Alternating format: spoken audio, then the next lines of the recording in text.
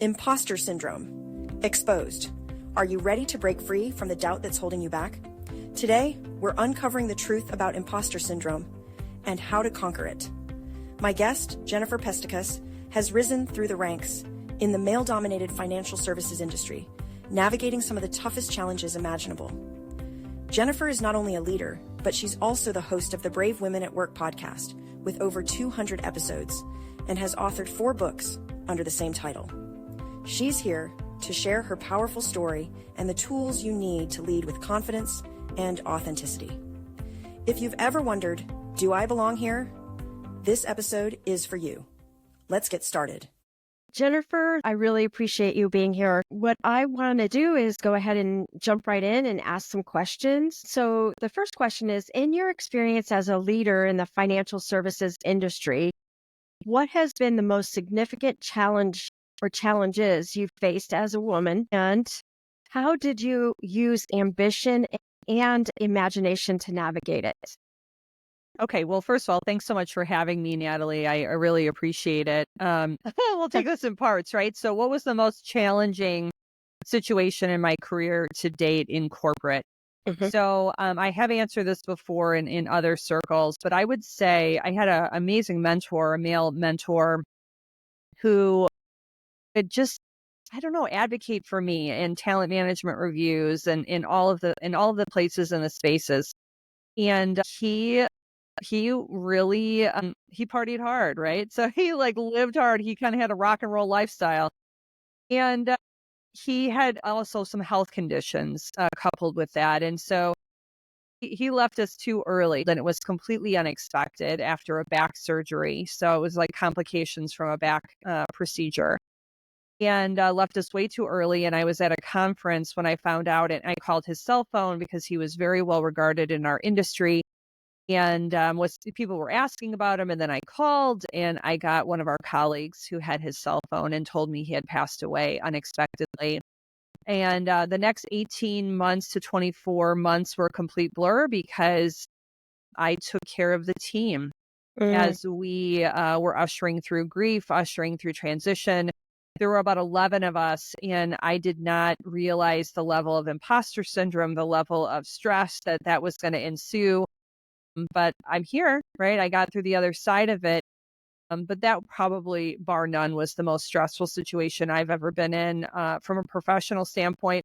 And I say, if I got through that, I got through the death of my own mentor, the death of my friend, the death of our leader, I could probably get through anything. Right. And so how did ambition and imagination help you through all that? So I guess I'll go through the imagination because that's what's coming to me first. So I dealt with significant imposter syndrome because he was so well regarded and such a good sales manager. I was in the investment services space, so he was a renowned sales manager. So it was always like, well, what would this person do? What would this person do? So that's where the imposter syndrome came, because it was like I had no voice.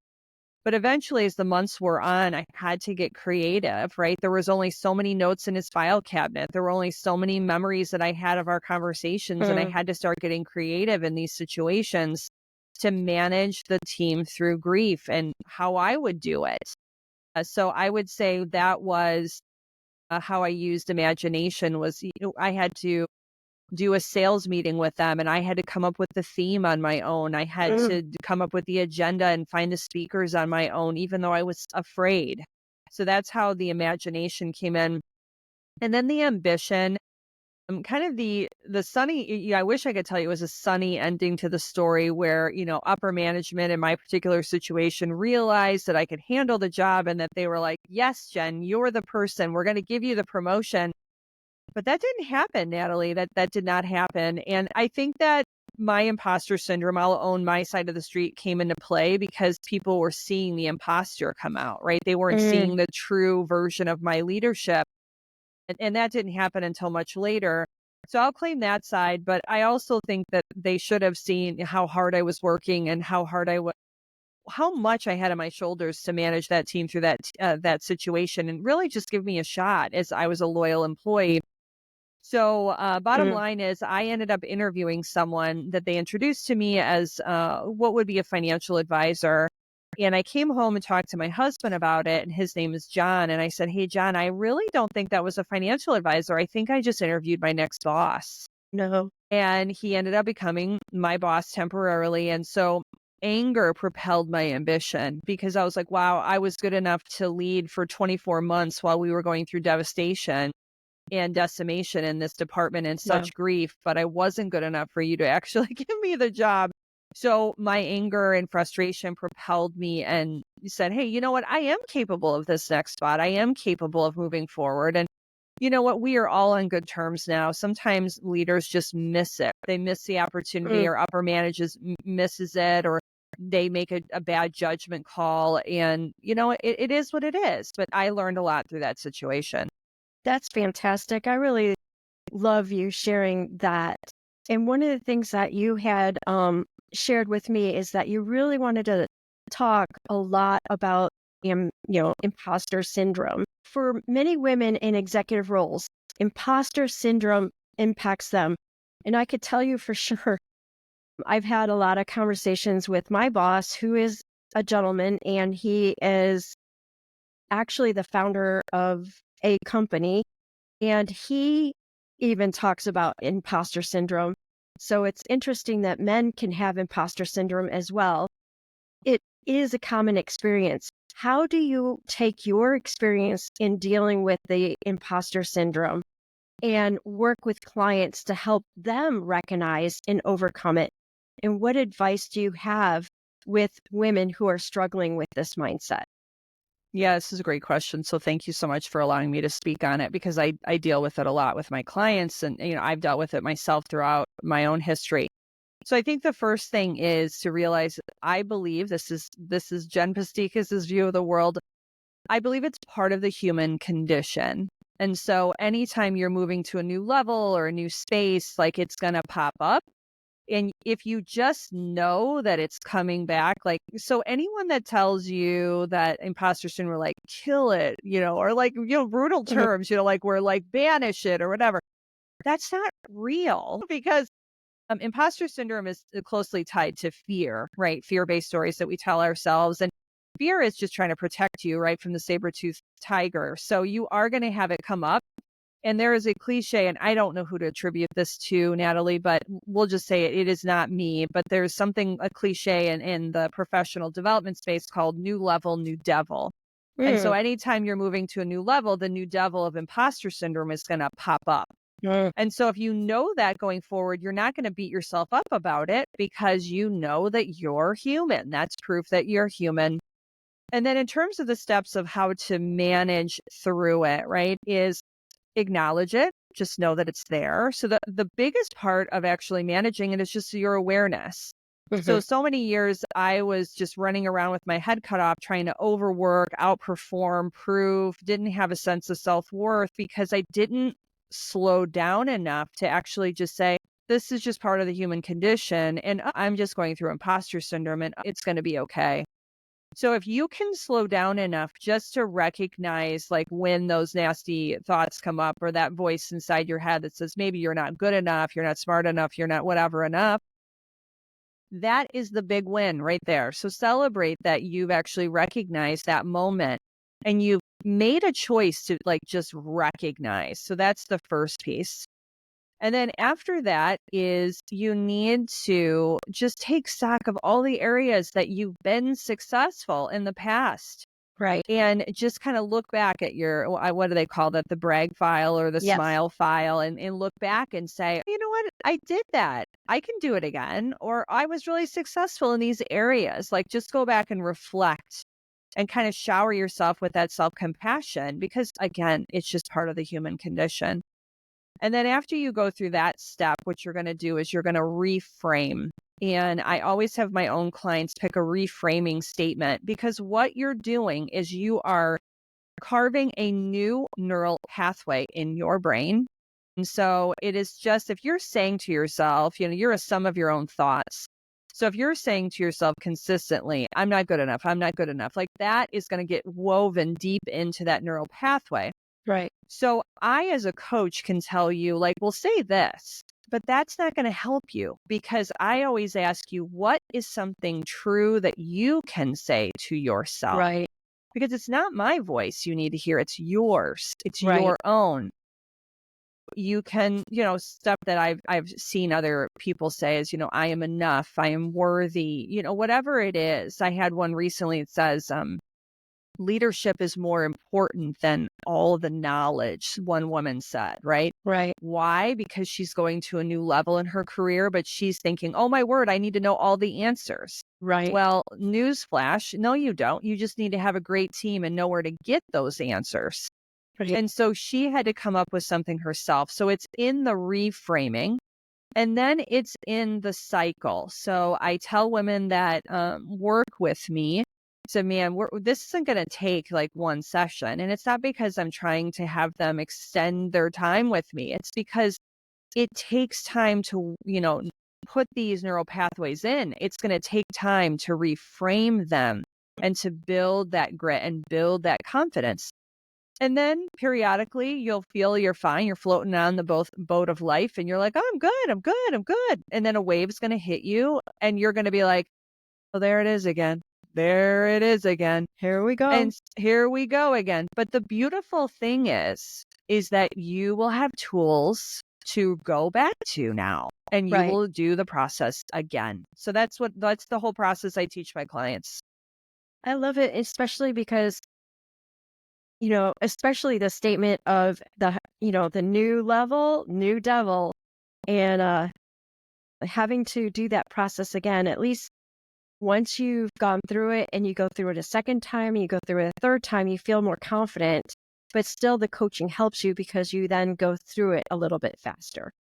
Yep, that's actually a great point. So I'm always asking my clients, like, okay, how long did it take you to get to neutral mind? How long? So that Yeah. we know. So when we started, maybe it took you, some people can be stuck in this place for months, right? Not to be Right. scary, but it can take a while, and then it becomes days, and then maybe it's a day, maybe then it's a few hours, right? And You're right. it's not to say I'm trying to eradicate it. It's just actually saving your energy ruminating about it. That's the game for Yeah. me.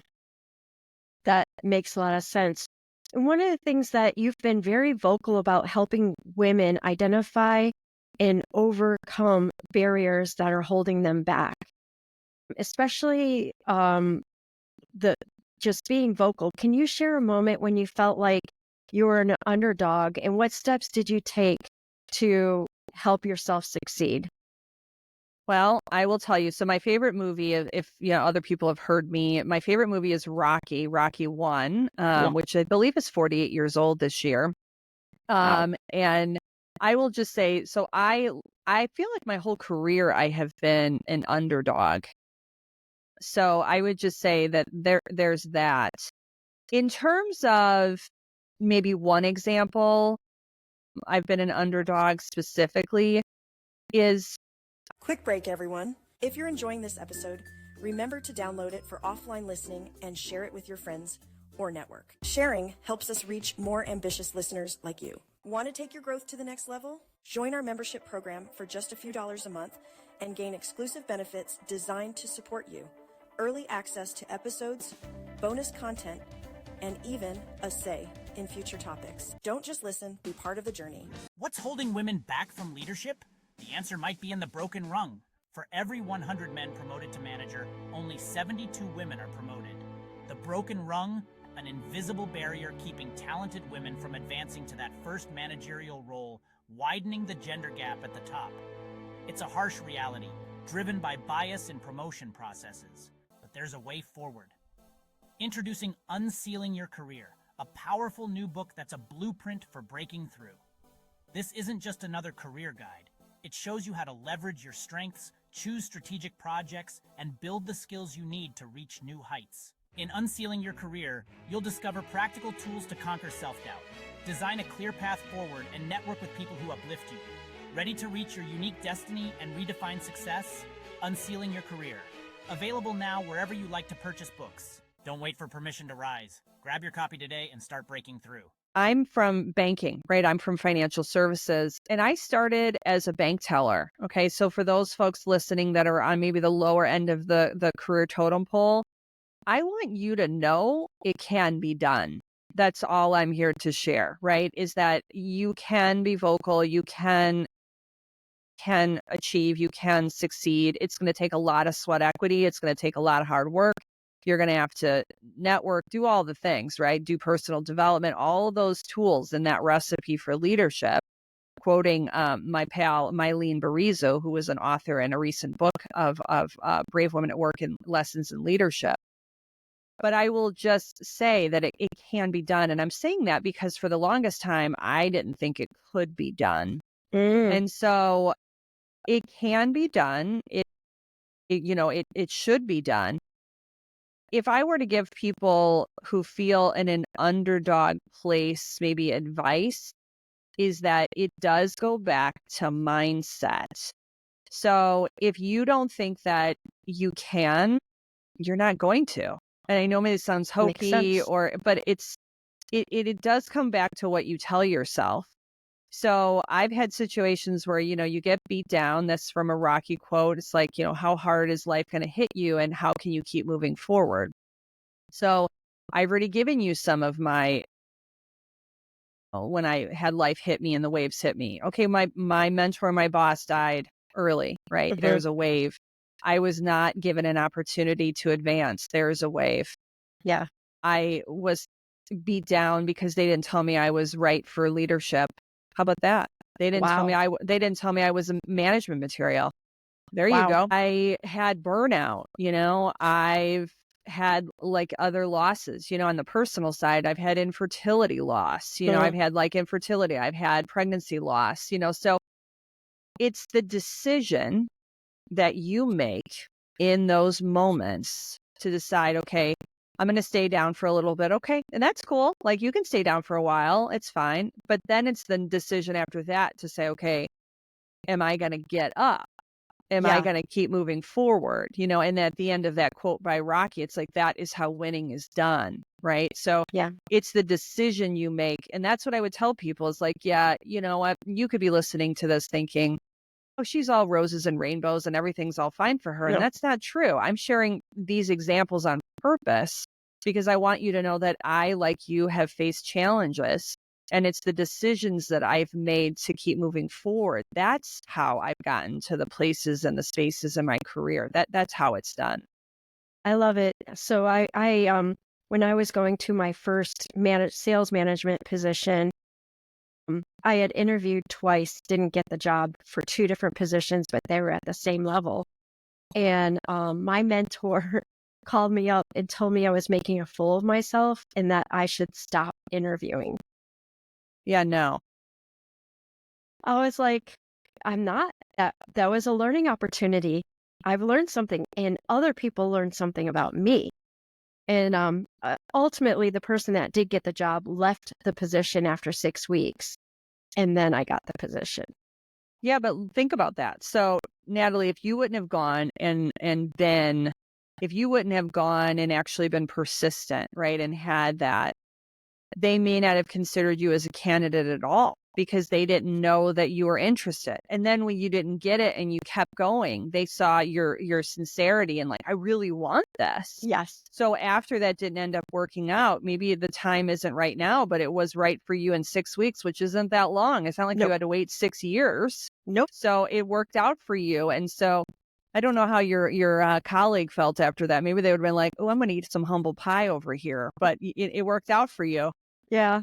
He approached me like 10 years later and said he had been watching my career with great interest and he was super impressed and he had a VP position open. He wanted to see if I was interested. That's crazy. Yeah. Yeah.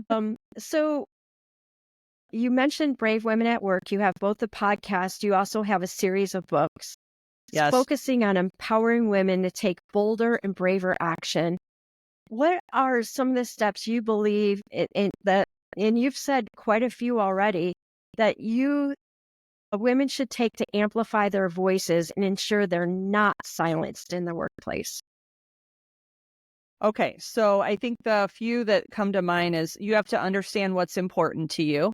right? So do that values work, which I know is very foundational. Maybe, some people are like, oh, that's elementary, but a lot of people don't do values work. So Yeah. understand what's really important to you. The other piece that you need to understand is that no one is responsible for your career trajectory but you. So I thought for the longest time, oh, head down, work really hard. My boss is going to promote me and everything's going to be great. And it doesn't happen always like that. Some people do get that benefit and they have a boss that will promote them and get them to that next level and they don't have to advocate for themselves as much. But chances are you're going to have a boss or a time in your life where it's not going to work out so well. And so Right. you need to make sure that you understand it's part of your job description. It's advocating for your own career. Yes. Once you take responsibility for that, you're like, oh, you take that radical responsibility. It's a whole another place of power. Then what I would say is if you don't ask, you don't get, right? So Exactly. you need to prepare, right? So if you have an ask or a pitch or something you need, academic reimbursement, more time off, whatever you need, come prepared, right? Don't just come, what do they say, gunslinging into the meeting and being like, oh, I need this. And like, there's no rationale behind it, especially if you're dealing with like senior level of executives or the CEO of an organization. You've got to be prepared because you'll get decimated in that conversation. But if you come prepared and you ask, you'll be so much more proud of yourself for asking. Yeah. Even if you get a no, like Natalie, you went in, you interviewed, you asked for the job, you didn't get it. Okay, yeah, that's disappointing, but you took it as a learning experience so that you could eventually get the job. Interviewing is just basically saying, please hire me. Will you hire me? That's a question, right, Yeah. in the interview process. So whatever it is, I would tell you to just ask. And if you don't get it, or if it's a no, fine, you'll learn. You take a step back, you learn from that, and then you can approach that ask again when it's appropriate or culturally appropriate in your organization.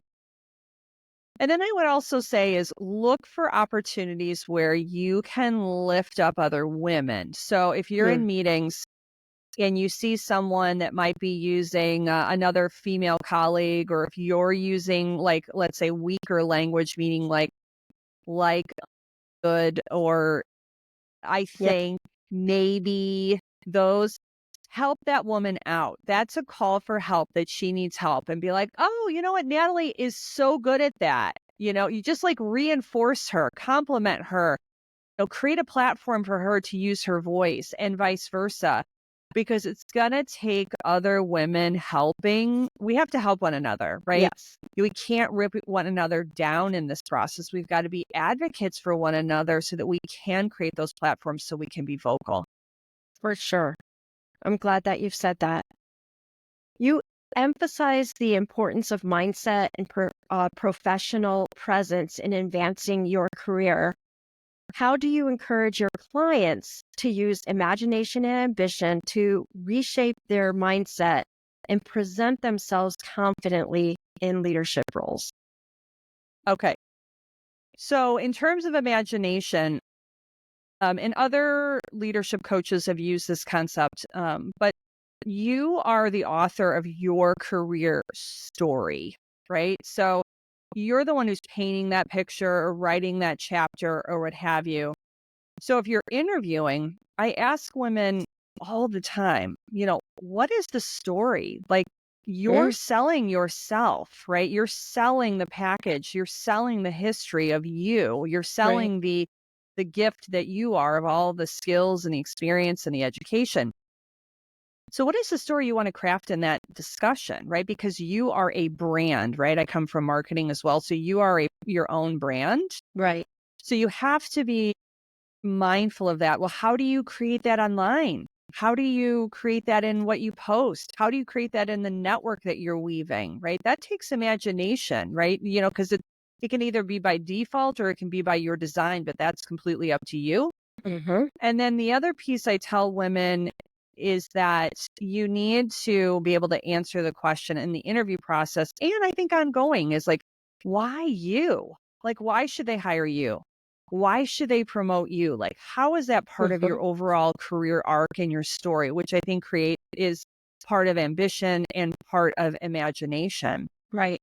And I think the last piece is, and this goes into taking radical responsibility for your career, is, are you building your plan?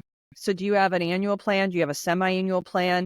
Everyone talks about New Year's resolutions, which I have to be honest, Natalie, I'm not a fan of, because like by mid-February, no one's at the gym that was like planning to lose all this weight or whatever. Yeah. Or to get stronger. People fall off because it's not something to commit that they can really commit to. But set aside time as we're ending, the year or in the beginning of the new year, and just spend some time, like put together, like, what do you want career to look like? Like what are some of the milestones that you can get there? And then I want you to break them down into like micro habits, right? Because it's in the micro habits that are going to make the difference. That will also help you with your ambition and be imaginative on where you want your career to go in the next year. Exactly. Cool. So what's the best way, especially for the listeners that would love to work with you, to find you? And I'll also have it in the notes, the show notes as well.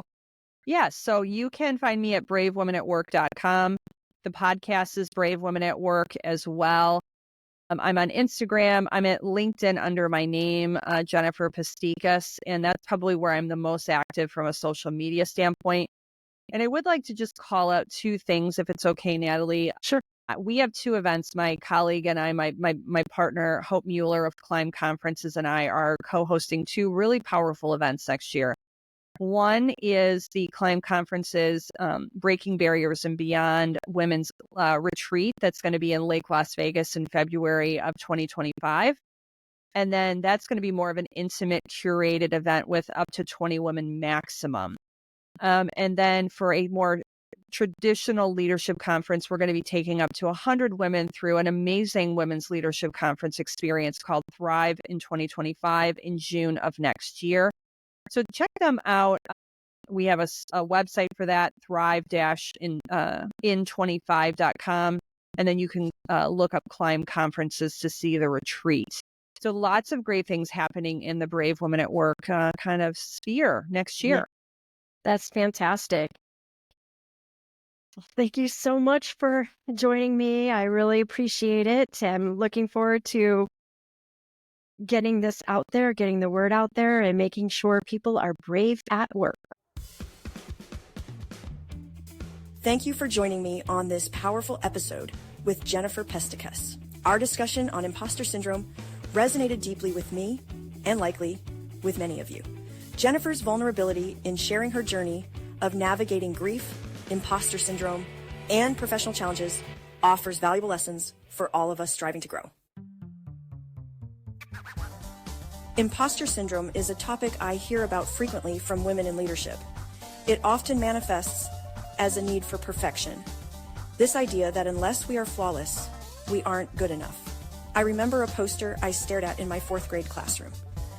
It said, "To be considered half as good as a man, you need to be twice as good."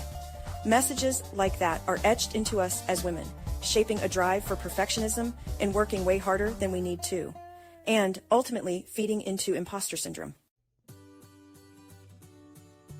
What stood out in Jennifer's story is how she reframed her mindset to move forward. She embraced creativity and courage during one of the most challenging periods of her career.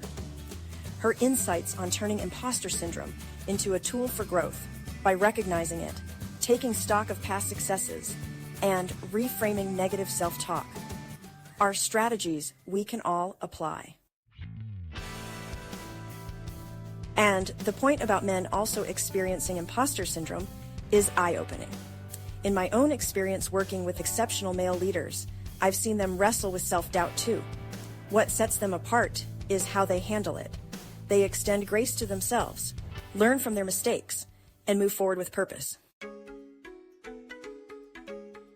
The truth is, every journey is a blend of successes and opportunities for improvement. As Jennifer emphasized, no one achieves greatness without stumbling along the way. Embracing that imperfection and using it to fuel ambition and imagination is what empowers us to grow. I hope this conversation inspires you to reframe your setbacks and embrace your unique journey. Let's celebrate progress over perfection and lift each other up as we navigate this complex world together. If you're a woman aiming for management, but stuck in the experience trap, listen up. You're talented, ambitious, but hitting a wall. You need experience to get a management role. But how do you get that experience? Introducing Unsealing Your Career, the book that's breaking the experience trap. Discover how to showcase your leadership potential, even without prior management experience. Transform your project skills into leadership assets and build a strategic career path. Ready to climb the ladder?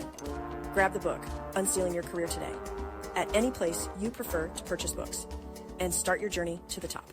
Thank you for joining me on this episode of Unsealing You. If today's conversation inspired you, make sure to download this episode so you can revisit it anytime and subscribe to the show so you never miss a new episode. For those of you ready to take your ambition to the next level, I invite you to consider joining our membership community, where you'll get exclusive bonus content, early access to episodes, and much more. Until next time, remember, it's time to take radical responsibility for your life and unseal your potential to watch the positive ripple effect unfold.